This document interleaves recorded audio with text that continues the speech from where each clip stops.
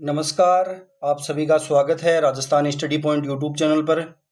आज इस वीडियो में हमें राजस्थान चतुर्थ श्रेणी कर्मचारी जो भर्ती है इसके लिए साइंस के एक महत्वपूर्ण टॉपिक मानव शरीर अंग एवं जो तंत्र टॉपिक है इसके बारे में अभी तक जितने भी 2025 तक क्वेश्चन पूछे गए हैं उन सभी को हम हल करेंगे। शुरू करते हैं वीडियो। सबसे पहला क्वेश्चन है, मानव नेत्र में किसी वस्तु का प्रतिबिंब बनता है। मानव की जो आंख होती है उसमें किसी वस्तु का प्रतिबिंब है वह कहाँ पर बनता है। ऑप्शन दे रखे हैं पुतली पर, कॉर्निया पर, परितारिका आइरिस पर और दृष्टिपटल रेटिना पर। तो मानव नेत्र में किसी भी वस्तु का जो प्रतिबिंब बनता है वह कहाँ पर बनता है, तो यह बनता है दृष्टिपटल रेटिना पर। ऑप्शन नंबर 4 है वह इसके अंदर सही होगा। अगला क्वेश्चन है, मानव नेत्र का वह भाग जो नेत्र के अभिसारी लेंस के लिए फोकस का कार्य करता है कहलाता है। मानव नेत्र का कौन सा भाग है जो नेत्र के अभिसारी लेंस के लिए फोकस का कार्य करता है, उसको क्या कहते हैं। ऑप्शन दे रखे हैं कॉर्निया, आइरिस, पुतली और रेटिना। तो इसमें ऑप्शन नंबर 4 है वह सही होगा। रेटिना या इसको दृष्टिपटल बोलते हैं। ये मानव नेत्र का वह भाग होता है जो अभिसारी लेंस के लिए फोकस का कार्य करता है। अगला क्वेश्चन है, एक पेशीय डायफ्राम जो मानव नेत्र में पुतली के साइज को नियंत्रित करता है कहलाता है। एक पेशीय डायफ्राम जो मानव नेत्र में पुतली के साइज को नियंत्रित करता है उसको क्या कहते हैं। ऑप्शन दे रखे हैं परितारिका, आइरिस, कॉर्निया, रेटिना और काचाब दर्व। तो इसमें कौन सा ऑप्शन सही होगा। ऑप्शन नंबर 1 है वह इसके अंदर सही होगा। परितारिका या आइरिस जो है यह मानव नेत्र में पुतली के साइज को नियंत्रित करता है।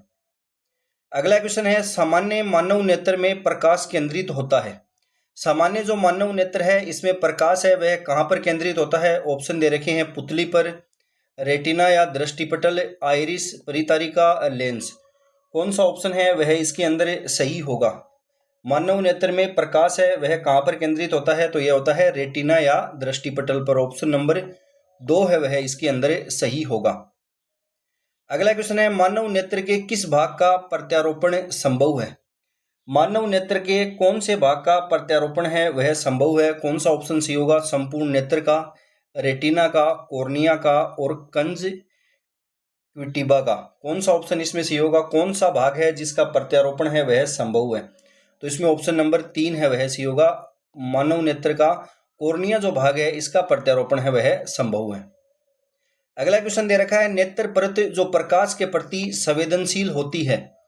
नेत्र परत जो प्रकाश के प्रति संवेदनशील होती है वह कौन सी होती है। दृढ़ पटल, वर्णक पटल, दृष्टिपटल और कॉर्निया। तो इसमें ऑप्शन नंबर 3 है वह सही होगा। दृष्टिपटल जो है यह प्रकाश के प्रति संवेदनशील होती है। अगला क्वेश्चन दे रखा है, एक सामान्य नेत्र के लिए सुस्पष्ट दृष्टि की न्यूनतम मानक दूरी क्या है। एक मानव नेत्र के लिए सुस्पष्ट दृष्टि की न्यूनतम दूरी है वह कितनी होती है, तो वह होती है 25 सेंटीमीटर। ऑप्शन नंबर 2 है वह इसके अंदर सही होगा। अगला क्वेश्चन है, मानव की आंख में किस प्रकार का लेंस मौजूद होता है। मानव की जो आंख है इसके अंदर किस प्रकार का लेंस है वह होता है। उभयोतल, उभयावतल, समतलोत और समतलावतल। कौन सा ऑप्शन इसके अंदर सही होगा। ऑप्शन नंबर 2 है वह सही होगा। मनुष्य की आंख है इसके अंदर उभयोतल लेंस है वह होता है। उभयोतल या दिव अवतल लेंस है वह होता है। दिव उत्तल लेंस है वह मानव नेत्र के अंदर होता है। अगला क्वेश्चन है, मानव आंख की रेटिना पर बना प्रतिबिंब होता है। मानव आंख की रेटिना पर जो प्रतिबिंब बनता है वह कैसा होता है। ऑप्शन दे रखे हैं आभासी और सीधा, वास्तविक और उल्टा, आभासी और उल्टा, वास्तविक और सीधा। कौन सा ऑप्शन सही होगा। तो मानव आंख की रेटिना पर बना प्रतिबिंब है यह वास्तविक और उल्टा होता है। ऑप्शन नंबर 2 है वह सही होगा। अगला क्वेश्चन है, मनुष्य की आंखों की विभेदन क्षमता होती है। मनुष्य की आंखें जो होती हैं इनकी विभेदन क्षमता है वह कितनी होती है, तो यह होती है 0.1 मिमी। ऑप्शन नंबर 2 है वह सही होगा। अगला क्वेश्चन है, वह दृष्टि दोष जो आंख की कॉर्निया की वक्रता के क्षैतिज तथा ऊर्ध्वाधर तलों के भिन्न होने के कारण उत्पन्न होता है कहलाता है। इस रोग को क्या कहा जाता है? तो इस रोग को कहा जाता है एस्टिगमेटिज्म, अबिंदुकता रोग है वह इसको कहा जाता है। अबिंदुकता रोग है वह इसको कहा जाता है। ये जो रोग है एस्टिगमेटिज्म है, इसके अंदर क्या होता है, कॉर्निया जो है यह गोलाकार नहीं होता है इसके अंदर। ये क्वेश्चन भी एक बार एग्जाम में पूछा गया है। कॉर्निया जो है यह इस रोग के अंदर गोलाकार नहीं होता है। और यह जो रोग हो जाता है इसके लिए कौन सा लेंस है वह काम में लिया जाता है? तो इसके उपाय के अंदर बेलनाकार लेंस है वह काम में लिया जाता है। बेलनाकार लेंस है वह एस्टिगमेटिज्म या अबिंदुकता जो आंख का रोग है इसमें बेलनाकार लेंस का प्रयोग किया जाता है। अगला क्वेश्चन है, व्यक्ति अपने नेत्र के लेंस की फोकस दूरी में परिवर्तन करके अलग अलग दूरी पर रखी हुई वस्तुओं को देख सकता है। यह रिक्त स्थान की सहायता से होता है। किसकी सहायता से होता है? यह कि व्यक्ति अपने नेत्र के लेंस की फोकस दूरी में परिवर्तन करके अलग अलग दूरी पर रखी हुई वस्तुओं को देख सकता है। ऑप्शन दे रखे हैं आइरिस, सिलियरी मांसपेशियां, पुतली और कॉर्निया। तो कौन सा ऑप्शन है वह इसके अंदर सही होगा? ऑप्शन नंबर 2, सिलियरी मांसपेशियां जो हैं इसके द्वारा मनुष्य जो है वह अपने नेत्र की फोकस दूरी में परिवर्तन करके अलग अलग दूरी पर रखी वस्तुओं को देख सकता है। अगला क्वेश्चन दे रखा है, मायोपिया किस दोष का नाम है? मानव नेत्र के यदि हम रोग की बात करें तो पहला रोग पढ़ते हैं हम निकट दृष्टि दोष। निकट दृष्टि दोष, निकट दृष्टि दोष जो है इसी को कहा जाता है मायोपिया। इसी को कहा जाता है मायोपिया। एक हम पढ़ते हैं दूरदृष्टि दोष। दूरदृष्टि दोष इसको बोला जाता है हाइपरमेट्रोपिया। हाइपरमेट्रोपिया। तो ये दोनों आप इंग्लिश में भी आपको नाम याद रखने हैं और हिंदी में भी। निकट दृष्टि दोष है इसको बोला जाता है मायोपिया। इसके अंदर क्या होता है, निकट दृष्टि दोष है इसके अंदर निकट की वस्तु तो साफ दिखती है लेकिन दूर की वस्तु है वह साफ नहीं दिखती। दूर की वस्तु साफ नहीं दिखाई देती हैं। दूर की वस्तु साफ नहीं दिखाई देती है। और ये जो मायोपिया रोग होता है आंख का, इसका उपाय क्या है? तो इसका उपाय है अवतल लेंस। अवतल लेंस जो है इसका प्रयोग किया जाता है जिसको निकट दृष्टि दोष होता है। दूर दृष्टि दोष है इसके अंदर क्या होता है, इसमें निकट की वस्तु साफ नहीं दिखती है। निकट की वस्तु जो है वह साफ नहीं दिखती। और इसके अंदर कौन सा लेंस काम में लिया जाता है? तो इसके अंदर लिया जाता है उत्तल लेंस काम में। उत्तल लेंस है वह काम में लिया जाता है। एक हम पीछे पढ़ के आए हैं एस्टिगमेटिज्म या अबिंदुकता। एस्टिगमेटिज्म या अबिंदुकता रोग, अबिंदुकता रोग है। इसके अंदर क्या होता है, इसमें कौन सा लेंस काम में लिया जाता है? तो इसमें लिया जाता है बेलनाकार लेंस काम में। बेलनाकार लेंस है वह इसके अंदर काम में लिया जाता है। मानव नेत्र से संबंधित एक रोग होता है जरा दृष्टि दोष। जरा दृष्टि दोष, ये जो दोष होता है यह वृद्धावस्था के अंदर होता है। इसमें कौन सा काम में लिया जाता है लेंस? तो इसमें ड्यूफोक्सी लेंस, ड्यूफोक्सी लेंस है वह काम में लिया जाता है। इसमें ऊपर और नीचे दो लेंस है वह लगे होते हैं। इसके ऊपर तो लगा होता है अवतल लेंस और नीचे लगा होता है उत्तल लेंस। मानव नेत्र से संबंधित और रोगों की बात करें तो रतौंधी रोग। रतौंधी रोग जो है यह विटामिन ए की कमी से होता है। एक ग्लूकोमा रोग है, यह भी आंख से संबंधित होता है, यह भी आप याद रखना। और एक वर्णांता, वर्णांता जो होता है यह होती है एक आनुवांशिक बीमारी, आनुवांशिक बीमारी होती है। इसके अंदर क्या होता है कि व्यक्ति हरा और जो लाल होता है उसमें भेद नहीं कर पाता है। हरा व लाल है इसमें भेद नहीं कर पाता है। तो ये सभी रोग हैं मानव नेत्र से संबंधित, ये आप याद रखना। मायोपिया जो है यह किस दोष का नाम है? तो यह है निकट दृष्टि दोष का। ऑप्शन नंबर 2 सही होगा। अगला है, नेत्र के दृष्टि दोष को ठीक करने के लिए हमें निम्न लेंस नेत्र के दूरदृष्टि दोष को ठीक करने के लिए हम निम्न लेंस वाले चश्मे का प्रयोग करेंगे।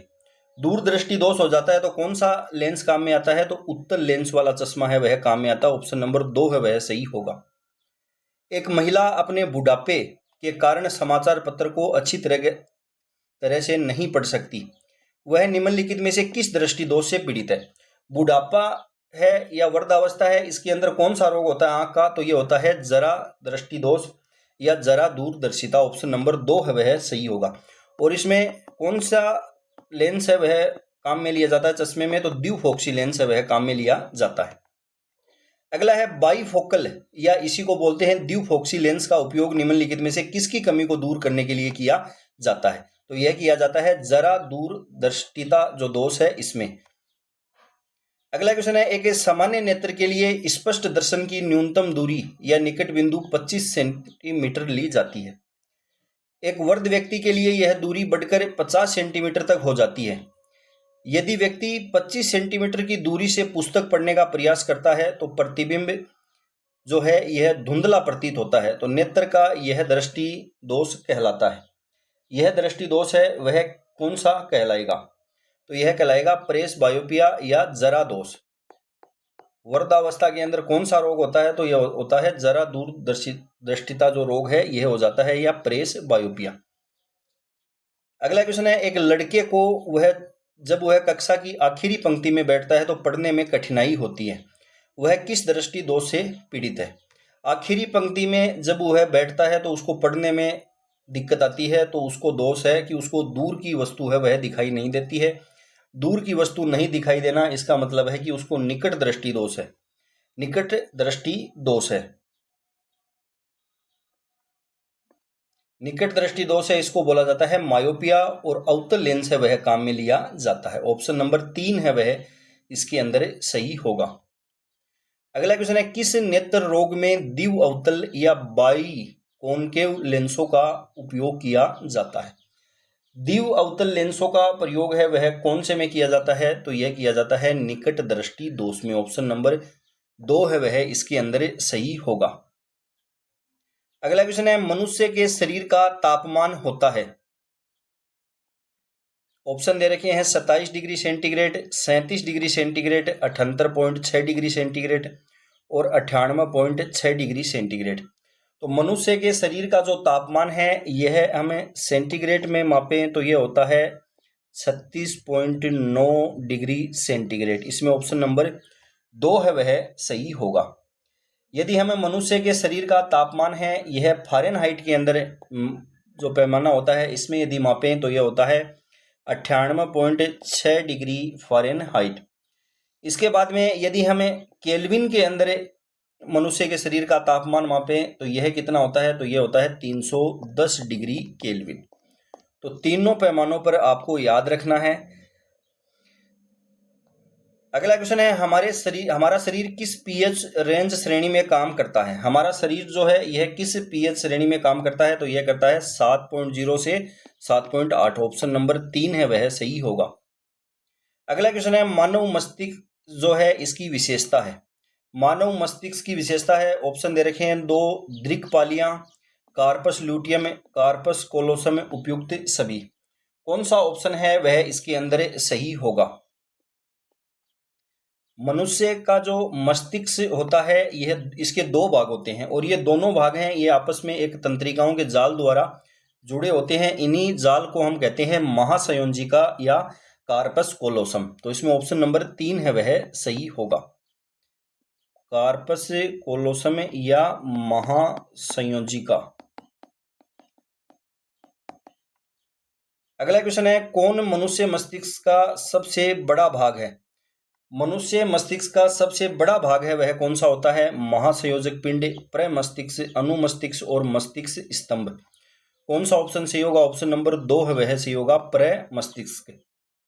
अगला क्वेश्चन है, सीधी रेखा में चलने और साइकिल चलाने जैसी गतिविधियों को किसके द्वारा नियंत्रित किया जाता है? सीधी रेखा में चलने और साइकिल चलाने जैसी जो गतिविधियां हैं यह किसके द्वारा नियंत्रित की जाती हैं, तो यह की जाती हैं अनुमस्तिष्क सेरिबेलम द्वारा। ऑप्शन नंबर 1 है वह इसके अंदर सही होगा। अगला है मानव में स्मृति से संबंधित मस्तिष्क का भाग है। मानव के अंदर स्मृति से संबंधित मस्तिष्क का भाग है वह कौन सा होता है? कर्ण, प्रमस्तिष्क, यकृत और वृक्क।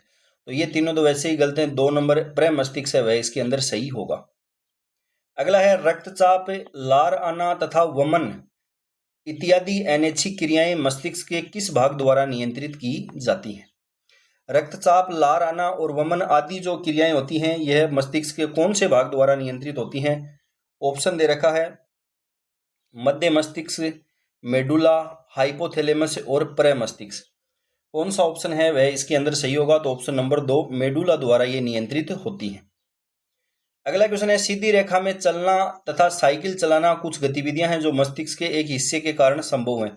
इस हिस्से का सही स्थान एवं नाम है वह चुनना है। तो सीधी रेखा में चलना और साइकिल चलाने जैसी जो गतिविधियां हैं यह किसके द्वारा होती हैं? तो यह अनुमस्तिष्क, सेरिबेलम जो है इसके द्वारा होती हैं और इसका स्थान है पश्च मस्तिष्क के अंदर ये स्थित होता है। ऑप्शन नंबर 4 है वह इसके अंदर सही होगा। अगला है मनुष्य मस्तिष्क में CSF की मात्रा है। मनुष्य का जो मस्तिष्क है इसमें CSF की मात्रा है वह कितनी होती है? CSF इसको क्या बोला जाता है? सेरिब्रो स्पाइनल फ्लूइड, मस्तिष्क मेरु द्रव्य है, इसकी मात्रा होती है 150 ml। ऑप्शन नंबर 2 है वह सही होगा। अगला है भूख तथा प्यास के केंद्र मस्तिष्क के किस भाग में पाए जाते हैं? भूख तथा प्यास के जो केंद्र हैं वह मस्तिष्क के किस भाग के अंदर पाए जाते हैं? तो यह पाए जाते हैं हाइपोथैलेमस में। ऑप्शन नंबर 4 है वह सही होगा। अगला क्वेश्चन है मानव मस्तिष्क में नीले की कुल संख्या है। मानव मस्तिष्क है इसके अंदर नीले की संख्या है वह कितनी होती है? तो यह होती है 4। ऑप्शन नंबर 3 है वह सही होगा।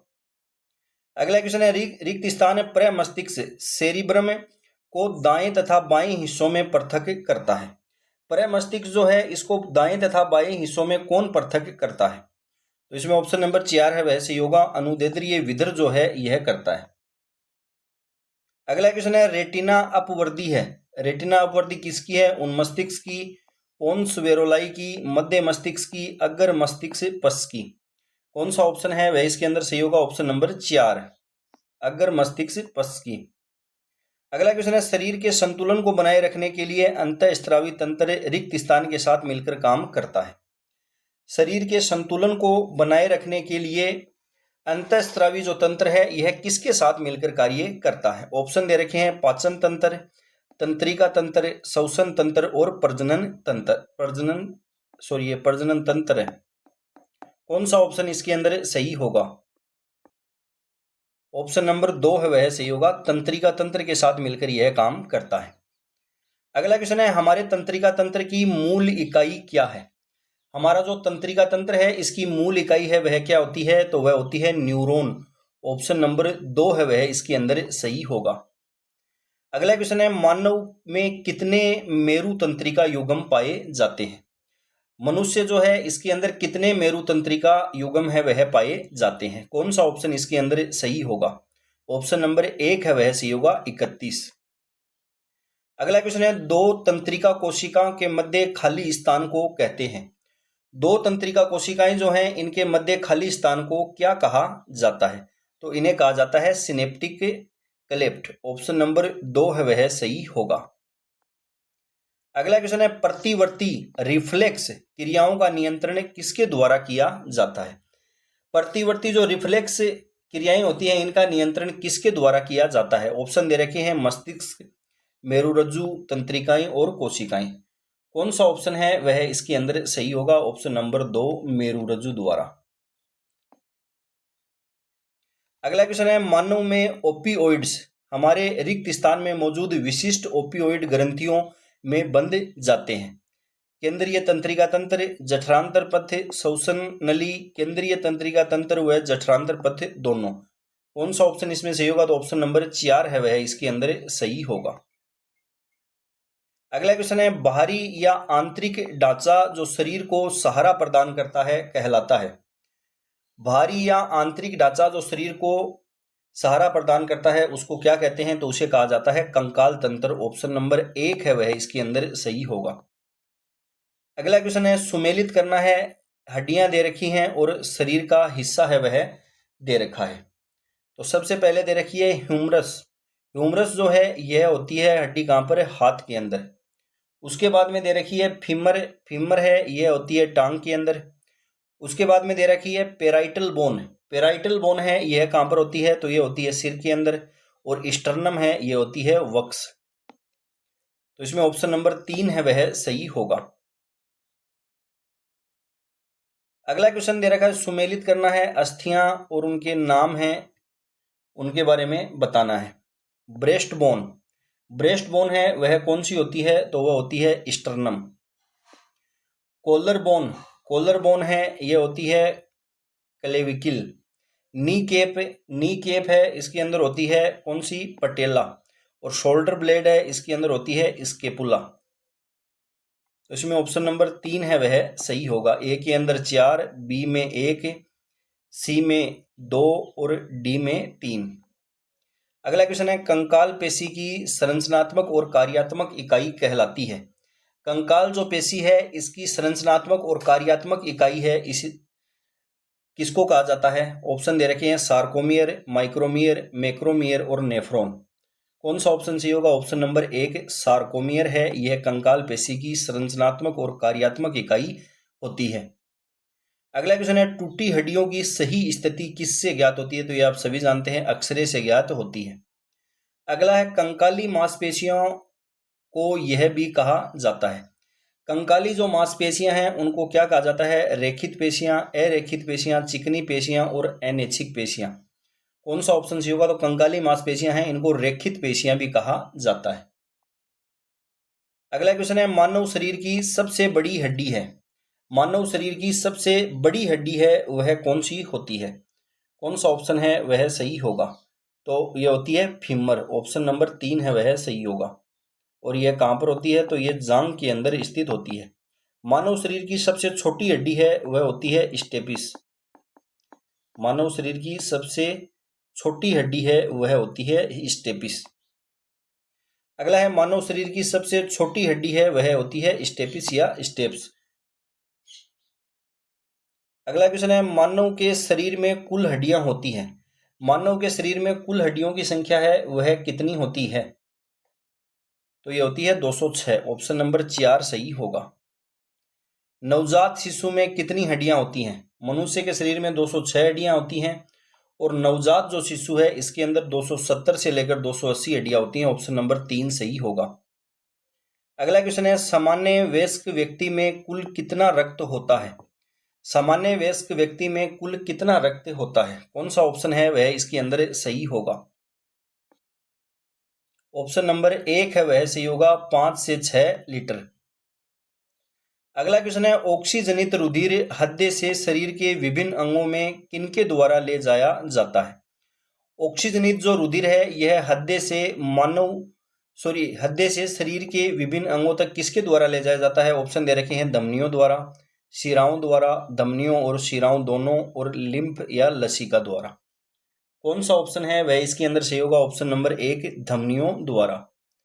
अगला क्वेश्चन है संपूर्ण रुधिर है सीरम व प्लेटलेट्स, सीरम व कणिकाएं, प्लाज्मा व कणिकाएं और प्लाज्मा व प्लेटलेट्स।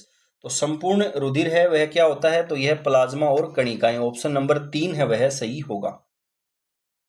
अगला क्वेश्चन है सुमेलित करना है सूची 1 और सूची 2 में। रक्त प्लाज्मा दे रखा है, हीमोग्लोबिन, श्वेत रक्त कणिकाएं WBC हैं वह दे रखी हैं, और प्लेटलेट्स हैं इनके बारे में दे रखा है।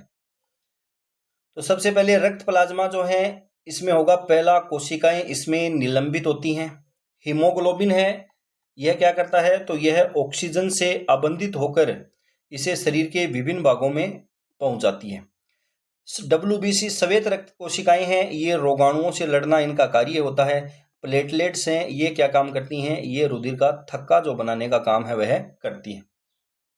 अगला क्वेश्चन है रक्त का कौन सा भाग खनिज, विटामिन, शर्करा और अन्य खाद्य पदार्थों को शरीर की कोशिकाओं तक पहुंचाता है? रक्त का कौन सा भाग है जो खनिज, विटामिन, शर्करा और अन्य खाद्य पदार्थों को शरीर की कोशिकाओं तक पहुंचाता है? कौन सा ऑप्शन सही होगा इसमें? ऑप्शन नंबर 1 है वह सही होगा, प्लाज्मा। अगला क्वेश्चन है रक्त प्लाज्मा के ग्लोबुलिन किसके लिए जिम्मेदार होते हैं? रक्त प्लाज्मा के जो ग्लोबुलिन है वह किसके लिए जिम्मेदार होते हैं? ऑप्शन दे रखा है रक्त के थक्के, रक्षा तंत्र, ऑक्सीजन परिवहन, परासरणी संतुलन। कौन सा ऑप्शन सही होगा इसमें? ऑप्शन नंबर 2 रक्षा तंत्र के लिए जिम्मेदार होते हैं। अगला है रक्त कोशिकाएं जो शरीर को सूक्ष्म जीवों और अन्य भारी पदार्थों से सुरक्षित रखती हैं, वे हैं। कौन सी होती हैं? तो आप सभी जानते हैं WBC होती हैं श्वेताणु। ऑप्शन नंबर 2 है वह सही होगा। अगला है मानव रक्त में सबसे प्रचुर मात्रा में कोशिकाएं पाई जाती हैं। मानव रक्त के अंदर सबसे प्रचुर मात्रा में पाई जाती हैं RBC इरिथ्रोसाइट्स। ऑप्शन नंबर 2 है वह इसमें सही होगा। अगला है सामान्यतः रक्त में श्वेत रुधिर कणिकाओं की संख्या लाल रुधिर कणिकाओं की तुलना में RBC की तुलना में WBC की जो संख्या है यह RBC की तुलना में कम होती है। ऑप्शन नंबर 3 है वह सही होगा। RBC की जो संख्या है यह ज्यादा होती है WBC से। अगला है कौन सा कथन सत्य है? श्वेताणु जो WBC हैं ये केंद्र रहित होते हैं। वृद्ध व क्षतिग्रस्त लाल रुधिर कणिकाएं पलीहा में नष्ट होती हैं। बिंबाणु का उत्पादन यकृत में होता है। अकणी श्वेत कोशिकाएं हिस्टामिन, सेरोटोनिन व हिपेरिन स्रावित करती हैं। तो इसके अंदर कौन सा कथन सत्य है? 2 नंबर कथन है वह इसमें सत्य है। श्वेताणु जो है यह केंद्र होता है। केंद्र किसके अंदर होता है? केंद्र रहित नहीं होती हैं। वर्त व क्षतिग्रस्त तो RBC होती हैं, यह पलिया में नष्ट होती हैं, ये इसके अंदर सत्य है। अगला है मनुष्य में हीमोग्लोबिन पाया जाता है। मनुष्य के अंदर हीमोग्लोबिन कहां पर पाया जाता है? आप सभी जानते हैं RBC में, लाल रक्त कणिकाओं में। अगला है रुधिर वर्णिका हीमोग्लोबिन का क्या कार्य है?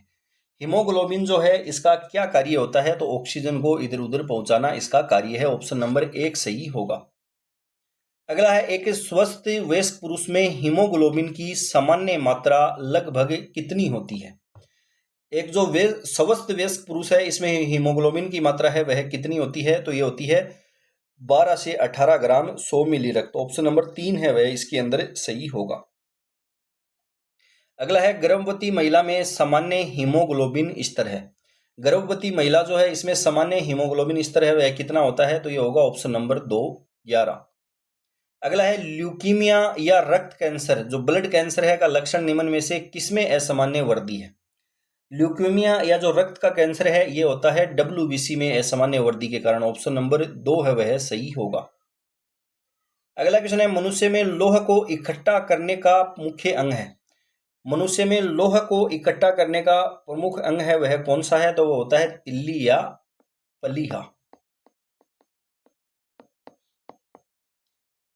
अगला क्वेश्चन है रक्त बिंबाणु थ्रोम्बोसाइट्स के बारे में सर्वाधिक उपयुक्त कथन है, इनका चयन करना है।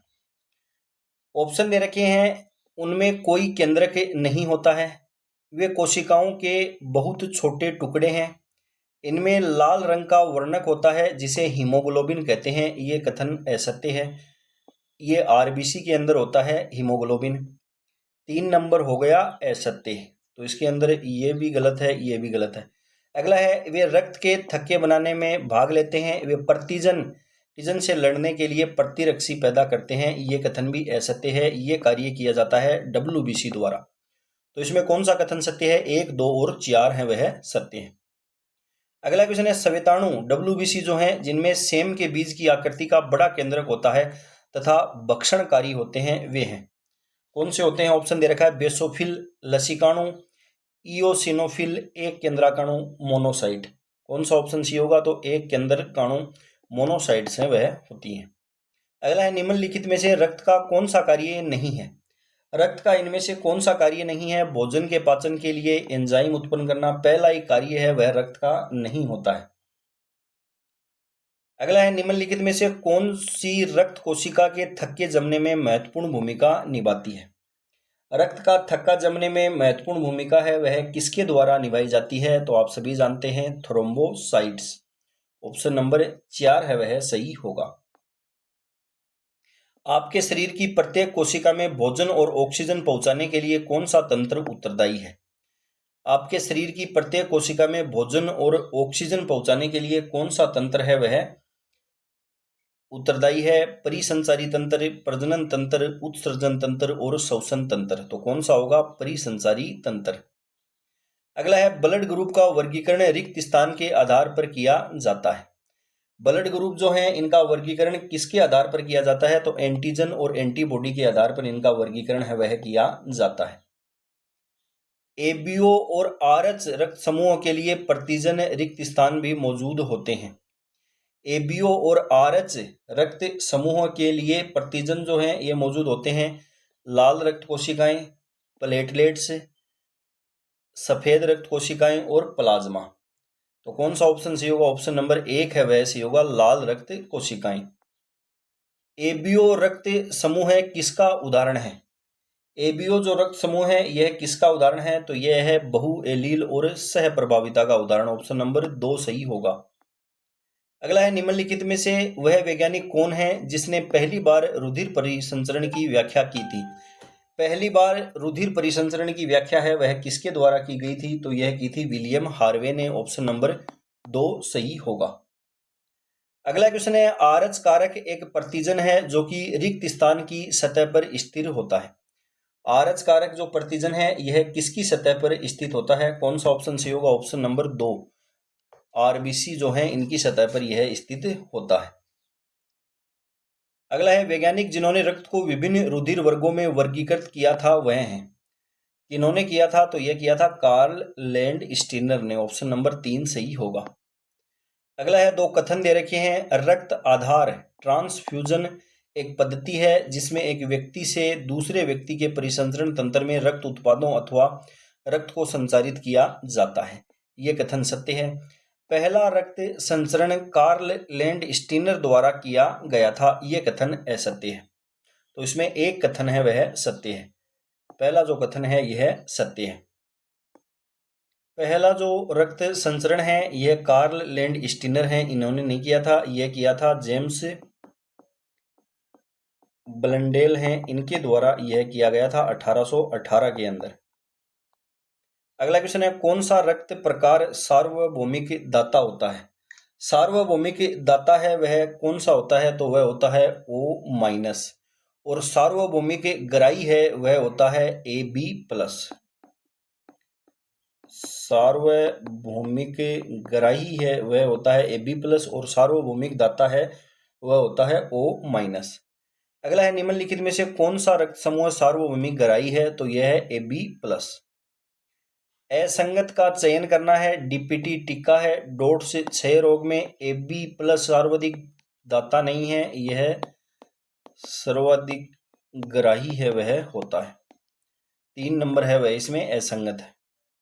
अगला है बी जो रुधिर वर्ग वाला व्यक्ति जिन रुधिर वर्गों के व्यक्तियों को रक्तदान कर सकता है वह है।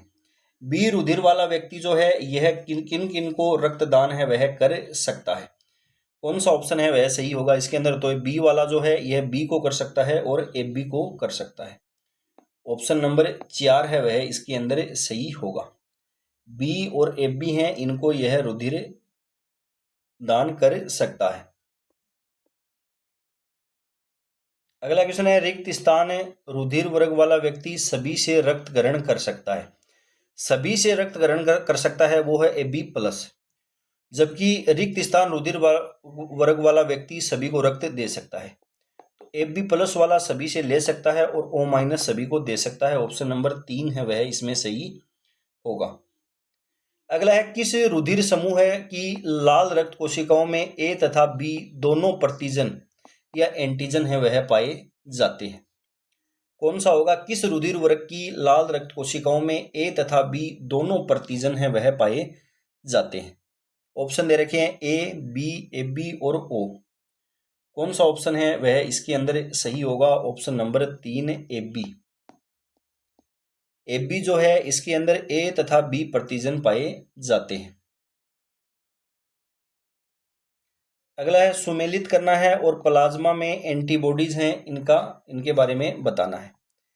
ए जो है ब्लड ग्रुप इसके अंदर एंटीबॉडी है वह कौन सी पाई जाती है, तो इसमें होगा बी, एंटीबॉडी बी है वह इसके अंदर पाई जाती है। उसके बाद में दे रखा है बी है इसके अंदर एंटीबॉडी है वह ए पाई जाती है। उसके बाद में है AB है इसके अंदर एंटीबॉडी अनुपस्थित होती है, तो इसमें नील होगा। ओ जो है इसके अंदर एंटीबॉडी है वह कौन सी पाई जाती है, तो इनमें A और B एंटीबॉडी है वह पाई जाती हैं। तो इसके अंदर ए के अंदर है 3, तो इसमें 4 नंबर ऑप्शन है वह सही होगा। 4 नंबर ऑप्शन है वह इसके अंदर सही होगा। अगला क्वेश्चन है, एक व्यक्ति जिसके रक्त समूह में बी प्रतिरक्षी है किन रुधिर समूह को ग्रहण कर सकता है? बी प्रतिरक्षी है जिसके अंदर, तो बी प्रतिरक्षी है वह कौन से के अंदर होता है? तो वह होता है ए ब्लड ग्रुप के अंदर। प्रतिरक्षी या एंटीबॉडी बी है, यह होता है ए ब्लड ग्रुप के अंदर। ए वाला है, यह किस किस से रुधिर ले सकता है? तो यह ए और या ओ से। ऑप्शन नंबर 1 सही होगा। अगला है, सार्वत्रिक ग्राही रुधिर समूह में क्रमशः कौन से प्रतिजन व प्रतिरक्षी होते हैं? सार्वत्रिक ग्राही है वह कौन सा होता है? तो वह होता है एबी। एबी के अंदर एंटीबॉडी जो है ये होती है अनुपस्थित। एंटीबॉडी जो है यह एबी के अंदर नहीं होती हैं। तो इसमें दे रखा है कोई भी प्रतिजन नहीं, तो ये असत्य है। ए व बी प्रतिजन और कोई भी प्रतिरक्षी नहीं, ये कथन सत्य है। ऑप्शन नंबर 2 है वह सही है। इसमें ए व बी तो प्रतिजन होते हैं और एंटीबॉडी या प्रतिरक्षी हैं वह इसके अंदर नहीं होती हैं। अगला है, एक व्यक्ति दुर्घटना में घायल हो गया है, उसके रक्त समूह की जांच के लिए समय नहीं है, उसे निम्न में से कौन सा खून दिया जाना चाहिए? कौन सा खून है वह उसे दिया जाना चाहिए? तो उसको O और RH- ये ब्लड दिया जाएगा। अगला है, ट्रांसफ्यूजन के लिए रक्त को कितने दिन तक संग्रहित किया जा सकता है? ट्रांसफ्यूजन के लिए रक्त को कितने दिन तक संग्रहित है वह किया जा सकता है? तो 35 से 45 दिन तक। ऑप्शन 2 है वह सही होगा। अगला है, किन परिस्थिति में प्रतिजन और प्रतिरक्षी प्रतिक्रिया होगी? प्रतिजन और प्रतिरक्षी प्रतिक्रिया जो है वह किस परिस्थिति के अंदर होगी?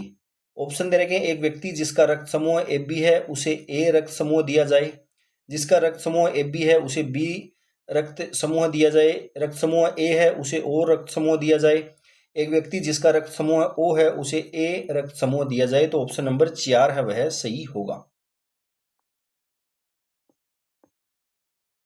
अगला क्वेश्चन है, कौन सा एक सुमेलित है? कोरोनरी अटैक, सहवैनी विस्फारण, एथीरोस्क्लेरोसिस, धमनियों में अवरोध। तो ऑप्शन नंबर 2 है वह इसके अंदर सही होगा। एथीरोस्क्लेरोसिस जो है यह धमनियों में अवरोध है, इसको कहा जाता है।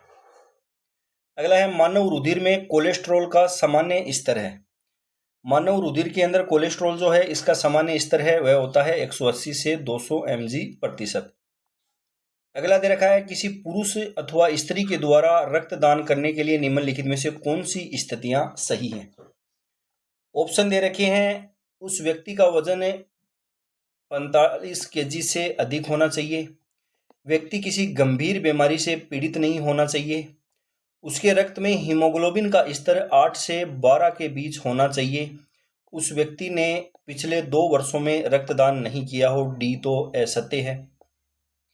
रक्त हीमोग्लोबिन का जो स्तर है वह होता है 12 से 16 एक सामान्य व्यक्ति में। तो सी भी असत्य है। इसमें ए व बी है वह सही होगा। Option number 4। यदि 2 अलग अलग समूह में रक्त को आपस में मिला दिया जाए तो क्या समस्या होती है? 2 अलग अलग रक्त समूह हैं, इनको आपस में मिला दिया जाए तो कौन सी समस्या होती है? तो ये होती है एग्लूटिनेशन। ऑप्शन नंबर 2 है वह सही होगा, समूहन। अगला है, रुधिर में उपस्थित प्रतिस्कंदक जो कि प्रोथ्रोम्बिन को सक्रियण को रोकता है। रुधिर में उपस्थित प्रतिस्कंदन जो प्रोथ्रोम्बिन के सक्रियण को रोकता है उसको क्या कहते हैं? हिपेरिन, फाइब्रिन, हिस्टामिन और साइटोकाइन। कौन सा ऑप्शन सही होगा इसमें? Option number 1 heparin. अगला क्वेश्चन है, क्या होता है जब एक अक्षतिग्रस्त रक्त वाहिका में थक्का बन जाता है? ऑप्शन दे रखे हैं, तुम मौत के लिए लहूलुहान हो जाओगे, त्वचा की सतह पर एक पपड़ी बन जाएगी, प्लेटलेट्स कट के किनारों और एक दूसरे से चिपक जाएंगे, एक पलक बनाना, थक्के से परे ऊतकों में रक्त प्रवाह बाधित हो सकता है। तो ऑप्शन नंबर 4 है वह इसके अंदर सही होगा। अगला है, वयस्क मनुष्य में सामान्य रक्तचाप कितना होता है? एक वयस्क जो मनुष्य है इसमें सामान्य रक्तचाप है वह कितना होता है? तो ऑप्शन नंबर 2 सही होगा। परकुंचन दाब सिस्टोलिक ये 120 और अनुशिथिलन दाब डायस्टोलिक यह 80। अगला है रक्तचाप मापन के लिए उपयोग में लिए जाने वाला यंत्र क्या कहलाता है। रक्तचाप जो है इसका मापन कौन से यंत्र द्वारा किया जाता है। कौन सा ऑप्शन सही होगा इसमें। ऑप्शन सही होगा 3, स्पिग्मोमेनोमीटर। अगला क्वेश्चन है इरिथ्रोब्लास्टोसिस फिटेलिस रोग होता है। यह रोग है वह किस कारण होता है। तो पति है वह RH+ तथा पत्नी RH- होने पर यह रोग होता है। अगला क्वेश्चन है एरिथ्रोब्लास्टोसिस फिटेलिस एक रोग है जिसमें RH कारक के कारण बच्चे की मृत्यु हो जाती है। यह जो रोग होता है इसके अंदर क्या होता है। तो दूसरा जो शिशु होता है उसकी मौत हो जाती है। ऑप्शन नंबर 2 है वह इसमें सही होगा। अगला क्वेश्चन है यदि पिता RH सहित तथा माता RH हीन हो तो माता को पहले प्रसव के तुरंत बाद दिया जाता है। माता को पहले प्रसव के तुरंत बाद क्या दिया जाता है। तो उसे देते हैं रहोगाम प्रतिरक्षी। ऑप्शन नंबर 2 है वह सही होगा। अगला क्वेश्चन है RH असंगतता एक अवस्था है जो विकसित होती है।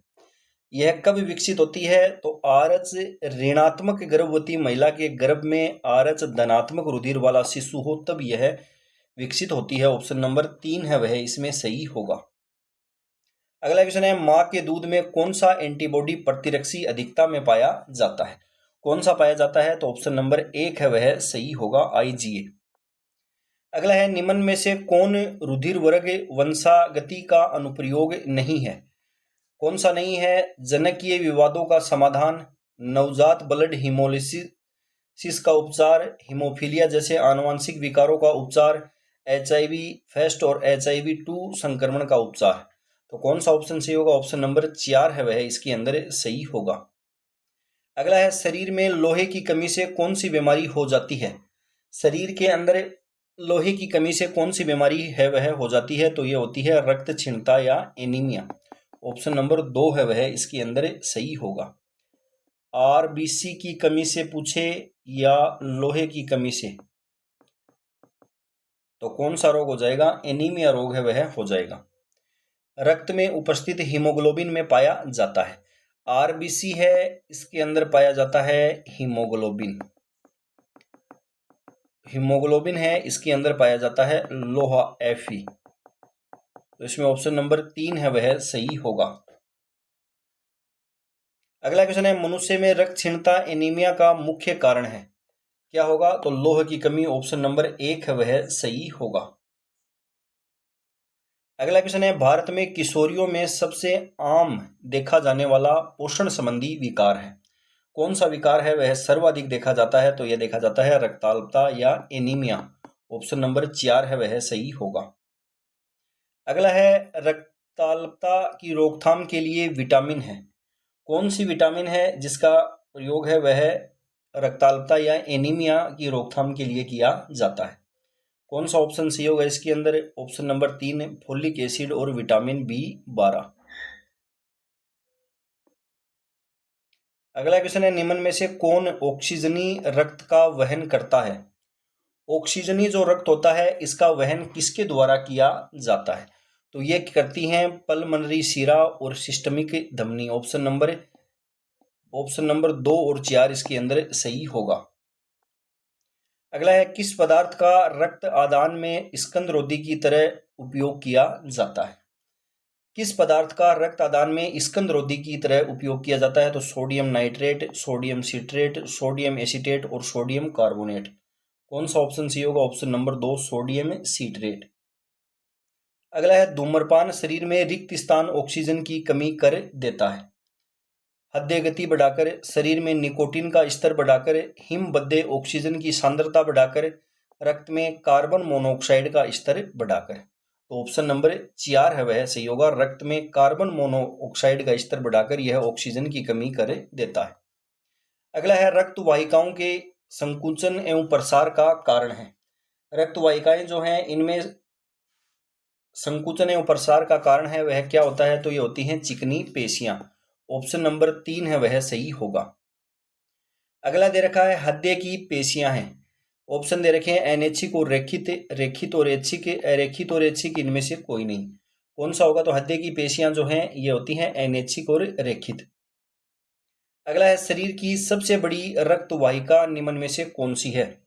शरीर की सबसे बड़ी रक्त वाहिका है, ये आप सभी जानते हैं, होती है महाधमनी।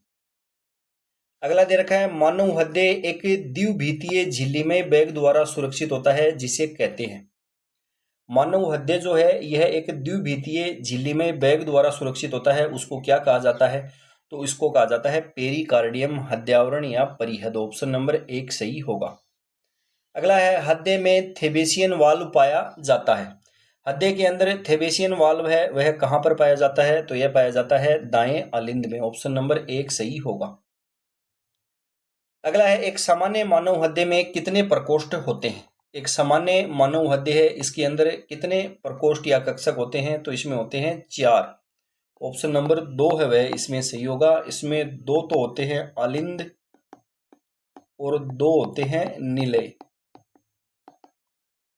अगला है धड़कन का मतलब है। धड़कन का मतलब है वह क्या होता है, तो यह होता है हृदय का संकुचन एवं शांति काल मिलाकर होती है धड़कन। हृदय और उसकी बीमारियों के अध्ययन से संबंधित विज्ञान को क्या कहा जाता है। हृदय और उसकी बीमारी से संबंधित जो विज्ञान है उसको क्या कहते हैं, तो उसको कहते हैं कार्डियोलॉजी। अगला है हृदय की धड़कन हृदय स्पंदन को नियंत्रित करने के लिए इस्तेमाल किए जाने वाला उपकरण है। हृदय की जो धड़कन है इसको नियंत्रित करने के लिए इस्तेमाल किए जाने वाला उपकरण है वह कौन सा है, तो वह है पेसमेकर। ऑप्शन नंबर 4 है वह सही होगा। पेसमेकर या इसको गति प्रेरक भी बोलते हैं। अगला क्वेश्चन है निम्न में से कौन सी संरचना मस्तिष्क का भाग नहीं है। ट्रेबिक्युले कार्ने, मोनरो का फोरामेन, वेंट्रिकल और पोन्स वरोली। कौन सा ऑप्शन सही होगा इसके अंदर। ऑप्शन नंबर 1 है वह सही होगा। ट्रेबिक्युले कार्ने है, यह मानव जो मस्तिष्क है इसकी संरचना का भाग नहीं है। अगला है ईसीजी किसकी गतिविधि को दर्शाता है। इसी जो इलेक्ट्रोकार्डियोग्राम है यह किसकी गतिविधि को दर्शाता है, तो हृदय की। ऑप्शन नंबर 2 सही होगा। अगला है पहला सफल हृदय प्रत्यारोपण किया था। पहला सफल हृदय जो प्रत्यारोपण है यह किया गया था CN बर्नार्ड द्वारा। ऑप्शन नंबर 2 सही होगा। अगला क्वेश्चन है निम्नलिखित में से कौन सा मानव श्वसन तंत्र का भाग नहीं है। इनमें से कौन सा है वह मानव श्वसन तंत्र का भाग नहीं है। ऑप्शन दे रखे हैं श्वसनी, कुपिकाएं, एल्वियोली, मेडुला और कंठ लेरिक्स। तो कौन सा होगा, मेडुला जो है यह इसका भाग नहीं होता है। अगला है निम्नलिखित अंगों को मानव की श्वसन प्रणाली में उनकी स्थिति के अनुसार सही क्रम में व्यवस्थित है वह करना है। श्वास नली दे रखी है, कुंपिका, कंठ, नासागुहा और श्वसनी या ब्रोंकाई। तो इनको सभी को इनकी स्थिति के अनुसार सही क्रम में व्यवस्थित है वह करना है। तो इसके अंदर सबसे पहले होगा नासागुहा। नासागुहा होगा, डी होगा पहले तो। उसके बाद में आएगा कंठ, उसके बाद में आएगा श्वास नली, फिर आएगा श्वसनी और उसके बाद में आएगा कुंपिका। तो DCAEB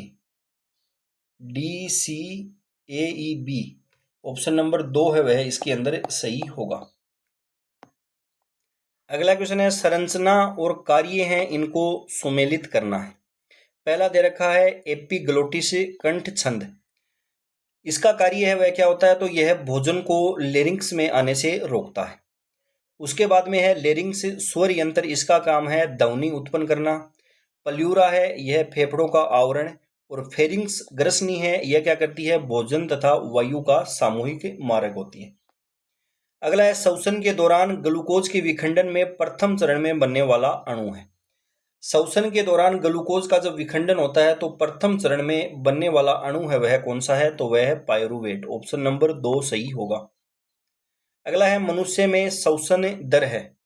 मनुष्य के अंदर श्वसन दर है वह कितनी होती है, तो इसमें ऑप्शन नंबर 4 है वह सही होगा, 17 से 19 प्रति मिनट।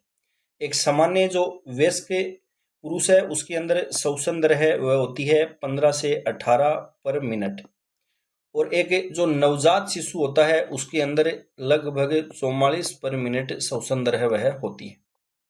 अगला है आराम की स्थिति में एक वयस्क मनुष्य 1 मिनट में औसत कितनी बार सांस लेता है और छोड़ता है। कौन सा ऑप्शन सही होगा? ऑप्शन नंबर 3, 15 से 18 पर मिनट। वायु के अंदर लेने को कहते हैं। वायु के अंदर लेने को क्या कहा जाता है? तो उसको कहा जाता है निःश्वसन। उसको क्या कहा जाता है? उसको कहा जाता है निःश्वसन, या इसको उच्छ्वसन भी कहते हैं।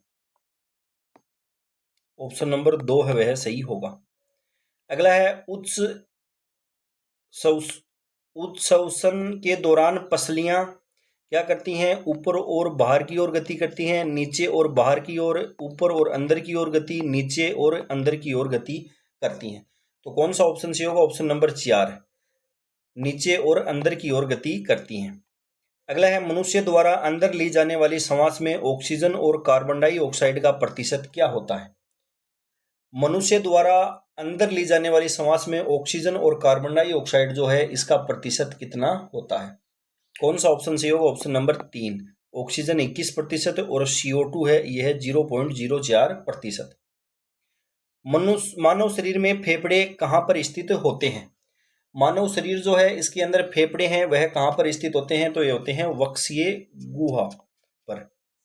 अगला है वायवीय श्वसन के दौरान ग्लूकोज के विघटन को निम्नलिखित में से किस रेखाचित्र से सही दर्शाया गया है? कौन सा ऑप्शन है वह इसके अंदर सही होगा? ऑप्शन नंबर 3, ग्लूकोज, उसके बाद में पहला बनता है पायरुविक अम्ल और फिर CO2 प्लस जल। अगला है एक फ्लैप पल्ले जैसी प्रत्यास्थ उपास्थि संरचना जो इसोफेगस, ग्रास नली और ट्रेकिया श्वास नली के बीच स्विच की भांति कार्य करती है, उसको क्या कहा जाता है? तो उसे कहते हैं एपिग्लोटिस। श्वसन किस प्रकार की प्रक्रिया है? श्वसन जो है यह किस प्रकार की प्रक्रिया है? तो यह होती है एक्सोथर्मिक ऊष्माक्षेपी। ऑप्शन नंबर 3 सही होगा। अगला क्वेश्चन है निम्नलिखित सूची में से मानव के पाचन तंत्र के अंगों का चयन कीजिए। ऑप्शन दे रखे हैं मलाशय, ट्रेकिया, इसोफेगस, मूत्राशय और फेरिंग्स। तो कौन सा ऑप्शन है वह इसके अंदर सही होगा? मूत्राशय है यह असत्य है, तो डी है ये नहीं होगा, ये भी नहीं होगा। इसमें ऑप्शन नंबर 3 है वह सही होगा, A, C और E। मलाशय, इसोफेगस और फेरिंग्स इसको बोलते हैं ग्रसनी। अगला है मनुष्य की आहार नाल में होते हैं ग्रसनी, आमाशय, यकृत, आंत और मलाशय। कौन सा ऑप्शन है वह इसके अंदर सही होगा? Option number 2, A, B, D और E। अगला है सुमेलित करना है ग्रास नली की मांसपेशियों की विशेष गति। ग्रास नली की मांसपेशियों की विशेष गति है वह कर्माकुंचन। छोटी आंत का पहला और सबसे छोटा भाग है उसे बोलते हैं ग्रहणी। आहार नाल का अंतिम सिरा है उसको बोलते हैं मलाशय। आहार नाल का वह भाग जो मुंह के बाद आता है उसको बोलते हैं मुख गुहा। निम्नलिखित में से कौन सा मानव पाचन तंत्र का अंग नहीं है? इनमें से कौन सा मानव पाचन तंत्र है इसका अंग नहीं है? ऑप्शन दे रखे हैं ग्रसनी, ग्रास नली, मलाशय और श्वास नली। तो ऑप्शन नंबर 4 सही होगा, श्वास नली है वह नहीं है। अगला है निम्न में से कौन से सहायक पाचक अंग है? अग्नाशय, छोटी आंत, पित्ताशय और अमाशय और दे रखी है जीव्या। तो इसमें से कौन से सहायक पाचक अंग है वह होते हैं? ऑप्शन नंबर 4 सही होगा, 1, 3 और 5। सहायक पाचक अंग है वह कौन से होते हैं? तो अग्नाशय होता है, पित्ताशय और जीव्या। अगला है हिस्सा और कार्य हैं इनको सुमेलित है वह करना है।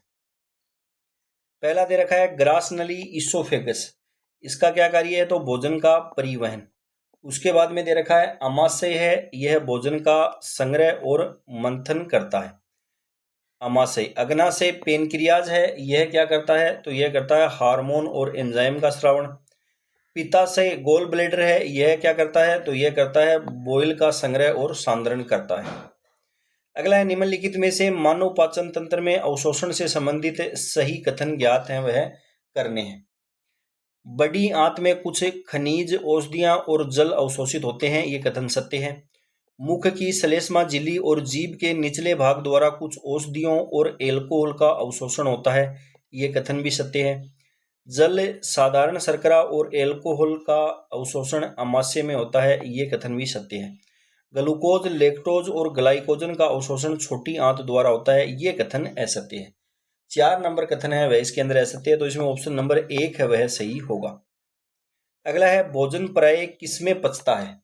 भोजन जो है यह प्राय किसमें पचता है, तो यह पचता है छोटी आंत में। अगला है आहार नाल के किस भाग में भोजन का अधिकतम अवशोषण होता है। आहार नाल का कौन सा भाग है जिसमें भोजन का अधिकतम अवशोषण होता है, तो यह होता है छोटी आंत में। मानव शरीर में बड़ी आंत का कार्य, बड़ी आंत है इसका कार्य क्या होता है, तो यह पानी और लवणों को अवशोषित करना और बिना पचे भोजन को बाहर निकालना बड़ी आंत का कार्य है। आहार नली का सबसे लंबा भाग है, आहार नली का सबसे लंबा भाग है वह कौन सा होता है। ऑप्शन दे रखे हैं अमाशय, क्षुद्रांत, वृदांत, इसोफेटोल। कौन सा ऑप्शन है वह इसके अंदर सही होगा। ऑप्शन नंबर 2 है वह सही होगा, क्षुद्रांत है यह आहार नली जो है इसका सबसे बड़ा भाग होता है। किसके स्रावण में एंजाइम होते हैं। लार ग्रंथियां, सीबेशियम ग्रंथियां, पसीने की ग्रंथियां और लिम्फ नोड। कौन सा ऑप्शन है वह इसके अंदर सही होगा, तो ऑप्शन नंबर 1 है वह सही होगा, लार ग्रंथियां। अगला है निम्नलिखित में से कौन सा एंजाइम लार में उपस्थित होता है। लार के अंदर कौन सा एंजाइम उपस्थित होता है, तो आप सभी जानते हैं टाइलिन। निम्न में से कौन से परिवर्तन में एंजाइम ट्रिप्सिन उत्प्रेरक का कार्य करता है। निम्नलिखित में कौन से परिवर्तन में एंजाइम ट्रिप्सिन जो है यह उत्प्रेरक का कार्य है वह करता है। कौन सा ऑप्शन सी होगा, प्रोटीन को पेप्टोन, प्रोटीन को पेप्टाइड, प्रोटीन को अमीनो अम्ल, स्टार्च को ग्लूकोज। जब स्टार्च का ग्लूकोज में परिवर्तन, ये परिवर्तन दे रखे हैं, कौन सा एंजाइम ट्रिप्सिन परिवर्तन में एंजाइम ट्रिप्सिन है यह उत्प्रेरक का कार्य है वह करता है। ऑप्शन नंबर 3 है वह सही होगा। प्रोटीन को अमीनो अम्ल में जब परिवर्तन होता है तो एंजाइम ट्रिप्सिन है यह उत्प्रेरक का कार्य करता है। निम्नलिखित में से कौन सा अंग पाचक रस नहीं बनाता है। कौन सा अंग है जो पाचक रस नहीं बनाता है, तो इसमें होगा मूत्राशय, ऑप्शन नंबर 1। स्टार्च को जल अपघटन से ग्लूकोज बनाने वाला एंजाइम है। स्टार्च को जल अपघटन से ग्लूकोज बनाने वाला एंजाइम है वह कौन सा है, तो वह है एमाइलेज, ऑप्शन नंबर 2 है वह सही होगा। अगला है पाचक रसों में निम्न में से कौन सा अम्ल पाया जाता है। पाचक जो रस होते हैं इनमें कौन सा अम्ल है वह पाया जाता है, तो इसमें पाया जाता है हाइड्रोक्लोरिक अम्ल। निम्नलिखित में कौन सा एंजाइम मानव पेट में मौजूद नहीं है। कौन सा एंजाइम जो है यह मानव पेट में मौजूद नहीं है, कौन सा ऑप्शन है वह इसके अंदर सही होगा। ऑप्शन नंबर 3 है वह सही होगा, ट्रिप्सिन। अगला है लार निम्नलिखित में से किसके पाचन में सहयोग करती है। लार जो है यह किसके पाचन में सहयोग करती है, तो यह स्टार्च के पाचन में सहयोग करती है। अगला क्वेश्चन है निम्नलिखित में से कौन सा अंग मानव शरीर में पित्त का स्त्रावण करता है। मानव शरीर में पित्त का स्त्रावण है वह कौन से अंग द्वारा किया जाता है। ऑप्शन दे रखे हैं अमाशय, पित्ताशय, यकृत और छोटी आंत। कौन सा ऑप्शन सही होगा इसमें, ऑप्शन नंबर 3 है वह सही होगा, यकृत। मानव शरीर में पित्त का स्त्रावण है वह यकृत द्वारा किया जाता है। पित्ताशय जो है यह क्या करता है, यह पित्त का जो रस है इसका संग्रहण है वह करता है। पित्त का जो रस है इसका संग्रहण है वह इसके द्वारा किया जाता है। अगला क्वेश्चन है निम्न अंगों में पित्त का संचय किसमें होता है, तो पित्त का संचय है वह किसके अंदर होता है, यह होता है पित्ताशय में। 4 नंबर ऑप्शन सही होगा। अगला है पित्ताशय से उत्पन्न रस का नाम है, तो क्या है, पित्त का रस। अगला है मनुष्य शरीर का प्रमुख उपापचयी अंग है। मनुष्य शरीर का प्रमुख उपापचयी अंग है वह कौन सा होता है, तो वह होता है यकृत। मानव शरीर की सबसे बड़ी ग्रंथि कौन सी है। मानव शरीर की सबसे बड़ी ग्रंथि भी यकृत होती है, ऑप्शन नंबर 1। निम्न में कौन सा एंजाइम अग्नाशय द्वारा स्त्रावित नहीं होता है। कौन सा एंजाइम है वह अग्नाशय द्वारा स्त्रावित नहीं होता है। ऑप्शन दे रखे हैं एमिलेज, ट्रिप्सिन, रेनिन और लाइपेज। कौन सा ऑप्शन है वह इसके अंदर सही होगा? तो ऑप्शन नंबर 3 है वह सही होगा, रेनिन।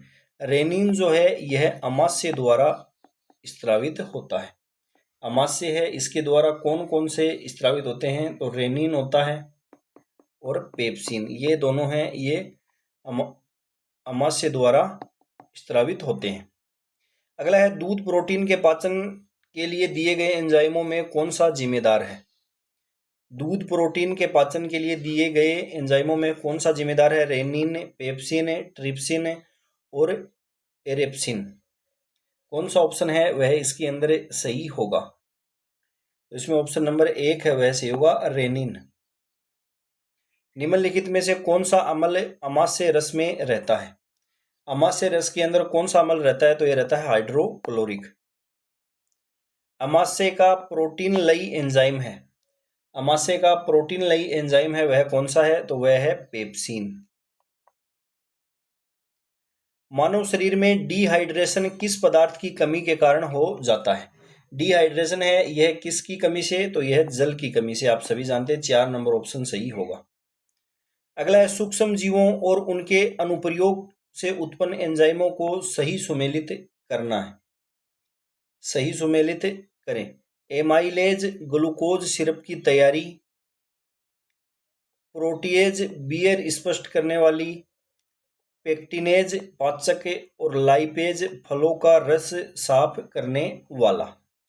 सही सुमेलित है वह इसके अंदर पूछा है, तो इसमें 1 और 2 है वह सही सुमेलित है। ऑप्शन नंबर 2 है वह इसके अंदर सही होगा। पेक्टिनेज जो है यह कार्बोहाइड्रेट को तोड़ने का काम है वह करता है, कार्बोहाइड्रेट को तोड़ने का कार्य है वह इसके द्वारा किया जाता है। लाइपेज एंजाइम है यह क्या करता है? तो यह वसा को तोड़ता है। अगला है मानव शरीर में मिथाइल व इथाइल एल्कोहल का विसरण होता है। मानव शरीर में मिथाइल व इथाइल एल्कोहल का विसरण है वह होता है किससे? ऑक्सीकरण से। ऑप्शन नंबर 1 सही होगा। वयस्क मनुष्य में ऊपरी जबड़े में उपस्थित चूर्णक दांतों की संख्या होती है। एक वयस्क मनुष्य के अंदर ऊपरी जबड़े में उपस्थित चूर्णक दांतों की संख्या कितनी होती है? तो वह होती है 6। ऑप्शन नंबर 3 है वह सही होगा। अगला क्वेश्चन है मनुष्य में कितने प्रकार के दांत है वह होते हैं? तो मनुष्य में 4 प्रकार के दांत है वह होते हैं। मनुष्य है इसके अंदर 4 प्रकार के दांत है वह होते हैं। 4 प्रकार के कौन कौन से दांत है वह होते हैं? तो एक तो होता है कृंतक, एक होता है रदनक, एक होता है चूर्णक और एक होता है अग्र चूर्णक। अगला है मनुष्य के दंत सूत्र को क्रमशः कर्तनको, कृंतको, रदनको, अग्र चूर्णको और चौर्णको द्वारा निम्न रूप में दर्शाया जाता है। तो कौन सा होता है दंत सूत्र? ऑप्शन नंबर 4 है वह सही होगा, 21-23/21-23। कौन से दांत भोजन को चीरने फाड़ने में काम आते हैं? भोजन को चीरने फाड़ने में काम कौन से दांत आते हैं? तो वे आते हैं रदनक। निम्नलिखित में से कौन है मानव शरीर में एक अवशेषी अंग है? मानव शरीर के अंदर एक अवशेषी अंग है वह कौन सा है? तो वह है अक्कल जाड़, अक्कल दाढ़ है। मानव शरीर का कठोरतम पदार्थ है, मानव शरीर का सबसे कठोरतम पदार्थ है वह होता है दांत का इनेमल भाग जो होता है, यह दांत सबसे कठोर होता है। हमारे मुंह में दांतों की सड़न या क्षय तब शुरू होती है जब मुंह का पीएच से कम होता है। मुंह का पीएच है यह 5.5 से कम हो जाता है तब सड़न या दांतों का क्षय है वह शुरू होता है। निम्न में से मनुष्य का उत्सर्जी अंग है, इनमें से कौन सा मनुष्य का उत्सर्जी अंग है? ऑप्शन है फेफड़े, त्वचा, वृक्क, उपयुक्त सभी। तो ये सभी हैं, यह मानव के उत्सर्जी अंग है वह होते हैं। निम्न में से कौन से मानव उत्सर्जन तंत्र के भाग हैं? ऑप्शन दे रखे हैं मूत्रवाहिनी, वृक्क, ग्रीन ग्रंथियां, मूत्र मार्ग और मूत्राशय। तो कौन सा ऑप्शन है वह इसके अंदर सही होगा? Option number 3 A, B, D और E। उत्सर्जी पदार्थ के आधार पर मानव प्रजाति है, उत्सर्जी पदार्थ के आधार पर मानव प्रजाति है यूरिक अम्ल एवं यूरिया उत्सर्जी दोनों, यूरिक अम्ल उत्सर्जी, यूरिया उत्सर्जी और अमोनिया उत्सर्जी। कौन सा ऑप्शन है वह इसके अंदर सही होगा? तो इसमें ऑप्शन नंबर 3 है वह सही होगा, यूरिया उत्सर्जी। रिक्त स्थान एक लाल भूरे रंग की सेम या बीन के आकार की संरचना जो मनुष्य की उदरीय गुहा के निचले भाग में पाई जाती है, तो वह क्या होती है संरचना? वह होती है वृक्क या गुर्दे। वृक्क की संरचनात्मक एवं क्रियात्मक इकाई है, वृक्क की संरचनात्मक एवं क्रियात्मक इकाई है वह कौन सी होती है? तो वह होती है वृक्क नलिका या नेफ्रॉन। अगला है वृक्क से होकर जाने वाले रक्त प्रवाह के पथ को सही क्रम में लिखें। वृक्क से होकर जाने वाले रक्त के प्रवाह को सही क्रम के अंदर करना है, तो इसमें ऑप्शन नंबर 3 है वह सही होगा, वृक्क धमनी, फिर अभिवाही धमनिका, उसके बाद केशिका गुच्छ, फिर अपवाही धमनिका और फिर वृक्क शिरा। नेफ्रॉन का संबंध निम्नलिखित में से किससे है? तो यह वृक्क की संरचनात्मक एवं क्रियात्मक इकाई है वह होती है नेफ्रॉन। अगला है शरीर में अम्ल क्षार का संतुलन बनता है। शरीर में अम्ल क्षार जो है इनका संतुलन बनाया जाता है किडनी द्वारा, ऑप्शन नंबर 2 सही होगा, किडनी या गुर्दे द्वारा। अगला है निम्न में से कौन मानव शरीर में न्यूरॉन का हिस्सा नहीं है?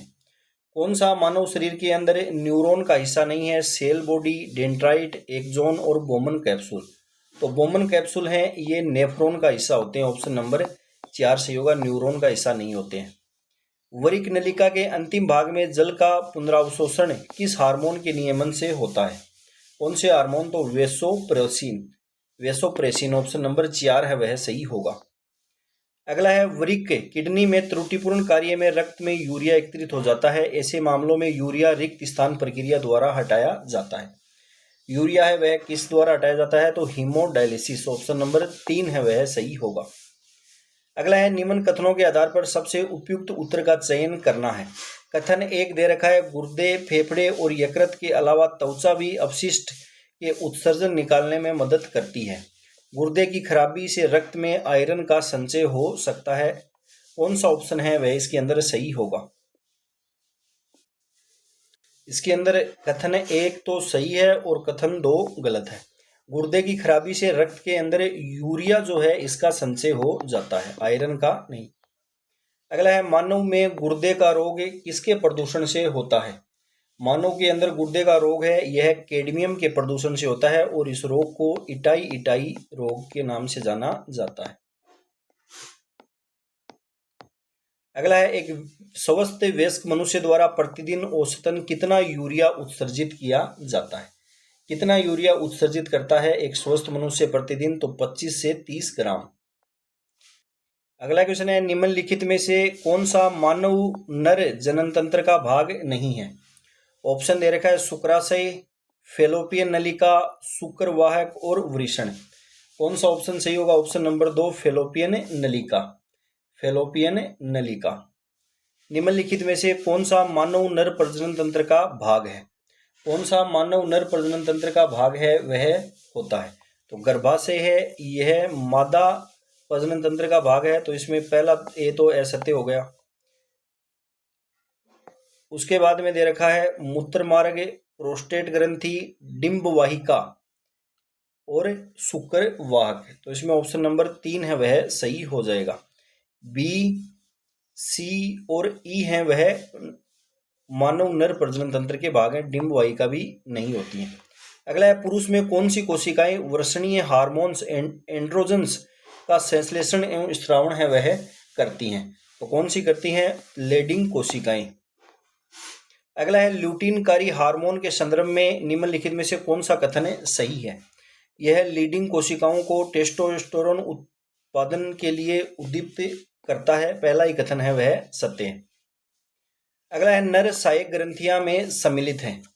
ऑप्शन दे रखा है युग्मित शुक्राशय, प्रोस्टेट ग्रंथि, तुम्बिका, बल्बो यूरिथ्रल ग्रंथियों का युग्म। तो कौन सा ऑप्शन है वह इसके अंदर सही होगा? ऑप्शन नंबर 3, 1, 2 और 4 है वह नर सहायक ग्रंथियों में सम्मिलित है। अगला है, पुरुष में कौन सी ग्रंथि का स्रावण शिशन में स्नेह प्रदान करने में भी सहायक होता है? तो कौन सी होंगी? वो होंगी बल्बो यूरेथ्रल ग्रंथि। डिंब वाहिनी नलिकाओं को रिक्त स्थान नाम से जाना जाता है, तो इनको जाना जाता है अंडवाहिनी के नाम से। कौन सा हार्मोन अंडाशय में अंडाणु के परिपक्वन को नियंत्रित करता है? कौन सा हार्मोन करता है? तो FSH, ऑप्शन नंबर 1 सही होगा। अगला है, किस आयु तक मानव मादा के प्रजनन अंग पूरी तरह से परिपक्व नहीं होते हैं और मादा हार्मोन्स भी इष्टतम स्तर पर नहीं होते हैं? तो 17 वर्ष, ऑप्शन नंबर 1 है वह सही होगा। अगला क्वेश्चन दे रखा है, हार्मोन्स व उनके कार्य हैं उनको सुमेलित करना है। वृद्धि हार्मोन, इंसुलिन, टेस्टोस्टेरोन और प्रोजेस्टेरोन। तो पहला दे रखा है वृद्धि हार्मोन। तो वृद्धि हार्मोन है, यह अंगों में वृद्धि है इसको प्रेरित करता है, ए में होगा 2। इंसुलिन है, यह क्या करता है? तो यह रक्त में शर्करा स्तर का नियमन है वह इसके द्वारा किया जाता है, इसमें होगा 4। उसके बाद में है टेस्टोस्टेरोन है, यह नर में लैंगिक लक्षणों का नियमन करता है। प्रोजेस्टेरोन है, यह क्या करता है? मादा में लैंगिक लक्षणों का नियमन है वह प्रोजेस्टेरोन द्वारा किया जाता है। तो 2, 4, 1, 3, ऑप्शन नंबर 3 है वह सही होगा। अगला है, मनुष्य में जैविक घड़ी कहलाती है। मनुष्य के अंदर जैविक घड़ी है वह कौन सी ग्रंथि को कहते हैं? तो यह कहते हैं पीनियल ग्रंथि को। निम्नलिखित में कौन सा हार्मोन अग्नाशय द्वारा स्त्रावित नहीं किया जाता है?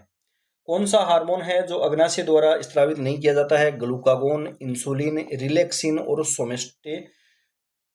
सोमेस्टेटिन। कौन सा ऑप्शन है वह इसके अंदर सही होगा? ऑप्शन नंबर 3, रिलैक्सिन हार्मोन अग्नाशय ग्रंथि स्त्रावित नहीं करती है।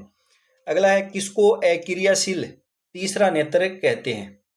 किसको कहा जाता है? तो पीनियल काई को, ऑप्शन नंबर 1 सही होगा। नर के लक्षण देने वाला हार्मोन है वह कौन सा होता है? तो वह होता है एंड्रोजन, ऑप्शन नंबर 3 सही होगा। अगला क्वेश्चन है, आयोडीन युक्त हार्मोन निम्न है। आयोडीन युक्त हार्मोन है वह कौन सा होता है? तो आप सभी जानते हैं थायरोक्सिन हार्मोन, ऑप्शन नंबर 4 सही होगा। अगला है, निम्न में कौन सी मानव शरीर में एक अंतःस्रावी ग्रंथि नहीं है? मानव शरीर में कौन सी एक अंतःस्रावी ग्रंथि नहीं है? तो यह है लार ग्रंथि। बेमेल जोड़ी का चयन करना है। एस्ट्रोजन अंडाशय, एड्रीनलिन पीयूष ग्रंथि। बेमेल हो गया 2। एड्रीनलिन है, यह पीयूष ग्रंथि का हार्मोन नहीं है, ऑप्शन नंबर 2 सही होगा। अगला है, हमारे गुर्दे के ऊपर कौन सी ग्रंथि है? हमारे गुर्दे के ऊपर कौन सी ग्रंथि होती है? तो वह होती है अधिवृक्क ग्रंथि, ऑप्शन नंबर 1 सही होगा। अगला है, ग्रंथि दे रखी है और उनकी स्थिति है उनके बारे में बताना है। तो पिट्यूटरी है, यह होती है मस्तिष्क। उसके बाद में दे रखा थायराइड है, यह होती है गर्दन। उसके बाद में दे रखा है एंड्रिनल ग्रंथि है, यह होती है वृक्क।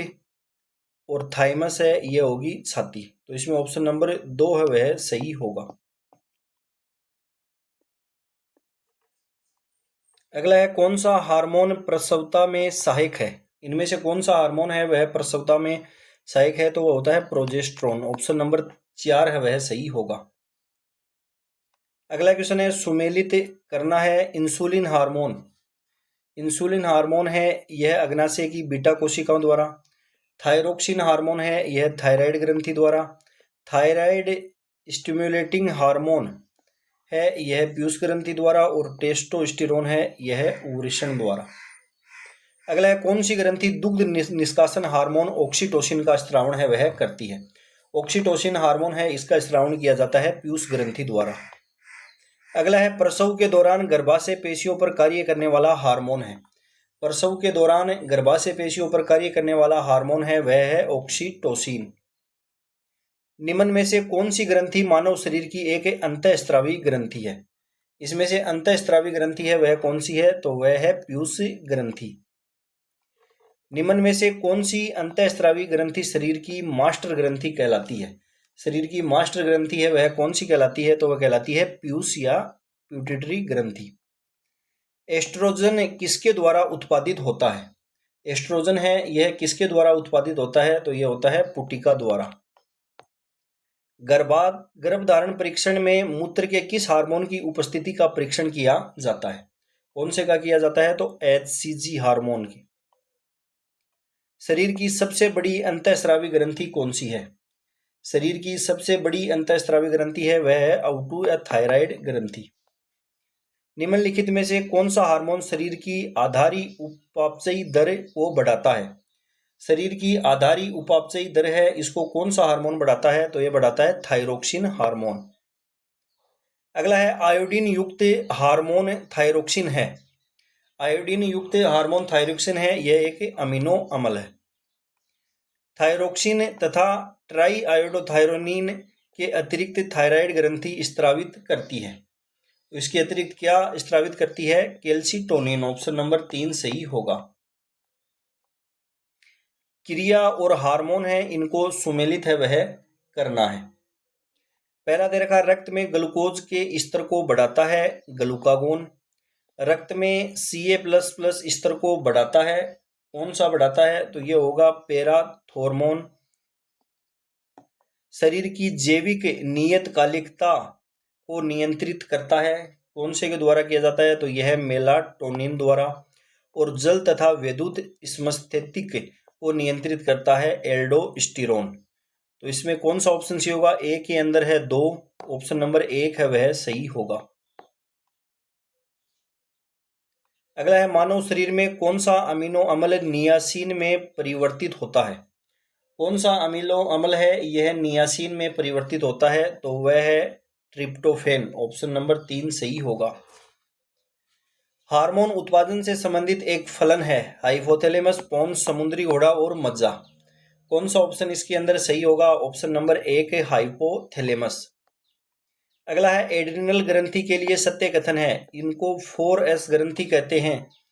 यह थायरोक्सिन का स्रावण करती है, गले में स्थित होती है, उपयुक्त सभी। तो कौन सा ऑप्शन सही होगा? ऑप्शन नंबर 1, इसको 4S ग्रंथि है वह कहा जाता है। रक्तचाप को नियंत्रित करने वाली ग्रंथि का नाम बताइए। रक्तचाप है, इसको नियंत्रित कौन सी ग्रंथि द्वारा किया जाता है? तो यह है अधिवृक्क ग्रंथि। अगला है जब हार्मोन एड्रेनलिन स्त्रावित होता है तब हृदय धीरे धड़कता है, कंकाल पेशियों में रुधिर का बहाव कम हो जाता है, श्वसन दर कम हो जाती है, पाचन तंत्र और त्वचा में रुधिर कम हो जाता है। कौन सा ऑप्शन सही होगा? Option number 4। अगला क्वेश्चन है किस हार्मोन को आपातकालीन हार्मोन कहते हैं? आपातकालीन हार्मोन आप सभी जानते हैं एड्रेनलिन हार्मोन को कहा जाता है। किस हार्मोन के स्रावित होने से हृदय गति बढ़ जाती है तथा उत्तेजना का अनुभव है वह होता है? तो एड्रेनलिन हार्मोन। मानव शरीर में इंसुलिन का संश्लेषण होता है। मानव शरीर के अंदर इंसुलिन का संश्लेषण है वह कहाँ होता है? तो अग्नाशय। शरीर के किस हार्मोन की कमी से मधुमेह, शरीर में किस हार्मोन की कमी हो जाती है तब मधुमेह रोग हो जाता है? तो आप सभी जानते हैं इंसुलिन। यदि रक्त में शर्करा का स्तर बढ़ जाता है तो किस हार्मोन का स्रावण होता है? कौन से का होता है? इंसुलिन हार्मोन का। अग्नाशय किससे स्रावित होता है? अग्नाशय किसे स्रावित करता है? सॉरी, अग्नाशय जो है यह किसे स्रावित करता है? तो यह इंसुलिन हार्मोन को। अगर अग्नाशय में खराबी हो तो क्या होगा? तो क्या होगा? इंसुलिन और ग्लूकागोन है ये नहीं बनेंगे। अगला है इंसुलिन हार्मोन का स्रावण करते हैं। इंसुलिन हार्मोन का स्रावण है यह लैंगरहिंस की दीपिकाओं की बीटा कोशिकाओं द्वारा किया जाता है। अगला क्वेश्चन है हमारे शरीर में रक्त शर्करा के स्तर को नियंत्रित करने वाला हार्मोन है। रक्त जो शर्करा है इसको नियंत्रित करने वाला हार्मोन है वह कौन सा है? तो वह है इंसुलिन हार्मोन। वह ग्रंथि जो इंसुलिन का स्रावण करती है कौन सी है? वह है अग्नाशय ग्रंथि। इंसुलिन के लगातार कम स्रावण से हो जाता है मधुमेह रोग। तो ऑप्शन नंबर 3 है वह सही होगा। मानव इंसुलिन के संदर्भ में सबसे उपयुक्त कथन का चयन है वह करना है। मानव इंसुलिन 2 छोटी पॉलीपेप्टाइड श्रृंखलाओं का बना होता है।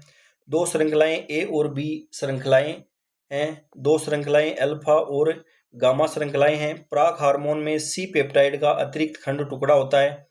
सी पेप्टाइड 2 श्रृंखलाओं के मध्य परिपक्व रूप में मानव इंसुलिन में उपस्थित होता है। तो इसके अंदर कौन सा कथन है वह सही होगा? ऑप्शन नंबर 3, 1, 2 और 4 है वह सही होगा। प्लाज्मा में इंसुलिन की अर्ध आयु है वह कितनी होती है? तो ये होती है 6 मिनट। एक मधुमेह रोगी में रिक्त स्थान द्वारा शर्करा की जांच की जाती है तो किसके द्वारा? बेनेडिक्ट टेस्ट द्वारा। अगला क्वेश्चन है, ह्यूमन इंसुलिन है जन्मजात रोग आनुवांशिक अभियांत्रिक हार्मोन। तो ऑप्शन नंबर 2 है वह सही होगा। ह्यूमन इंसुलिन है यह एक आनुवांशिक अभियांत्रिक हार्मोन है। अगला है, मानव शरीर की सबसे बड़ी मिश्रित ग्रंथि है वह कौन सी होती है? तो वह होती है अग्नाशय ग्रंथि। अगला क्वेश्चन है, आंतर उपकला में श्लेष्मा स्त्रावित करने वाली कोशिकाएं हैं। आंतर उपकला में श्लेष्मा स्त्रावित करने वाली कोशिकाएं हैं वह कौन सी हैं? तो वे हैं गोबलेट कोशिकाएं। अग्नाशय का एंडोक्राइन कार्य रिक्त स्थान के द्वारा किया जाता है। अंडाशय का एंडोक्राइन कार्य है यह आइलेट्स ऑफ लैंगरहेंस द्वारा किया जाता है। पसीना है यह क्या करता है? त्वचा को साफ करता है, शरीर के तापक्रम को कम करता है, उत्सर्जक निकालता है, अधिक पानी की मात्रा को निकालता है। कौन सा ऑप्शन सही होगा इसके अंदर? तो इसमें ऑप्शन नंबर 3 है वह सही होगा। ऑप्शन नंबर 3 है वह सही होगा। शरीर के तापक्रम को कम करता है, उत्सर्जक निकालता है और अधिक पानी की मात्रा को निकालता है। ऑप्शन नंबर 3 है वह इसके अंदर सही होगा।